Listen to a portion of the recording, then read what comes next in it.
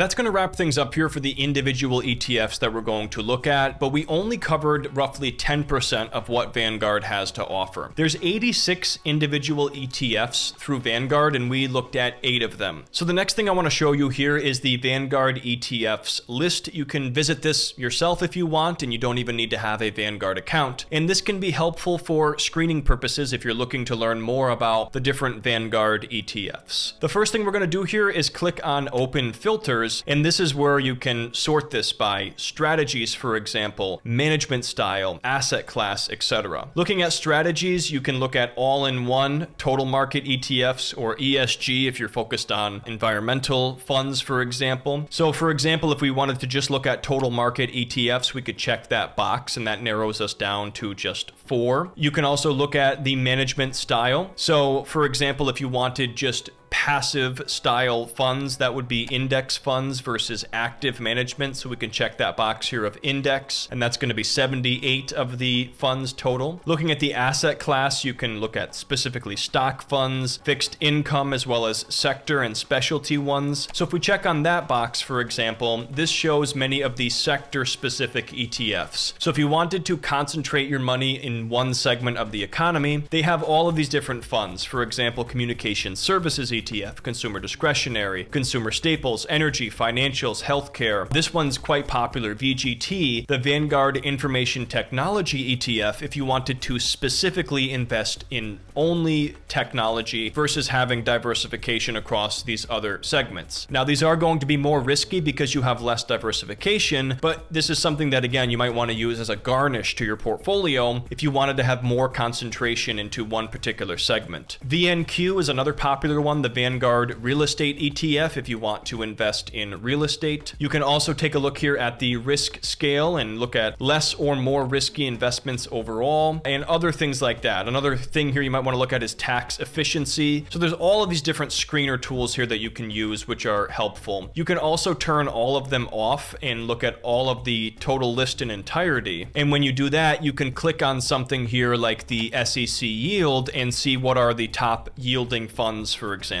In this case, it's going to be VWOB, the Vanguard Emerging Markets Government Bond ETF. So if you're looking for the highest yield, you can do things like that. You can also look at the expense ratio and see what's the highest, what's the lowest. You can also sort this by risk and look at the lowest risk to the highest risk. You can look at year-to-date returns and sort it like that, and all sorts of different things. So for example, the top yielding fund year to date is actually VPU, which is one of their sector specific ETFs, their utilities ETF. So you might want to play around with this just to see the other ETFs that Vanguard offers. You can also change this drop down up here to look at the index mutual funds and other products that they offer.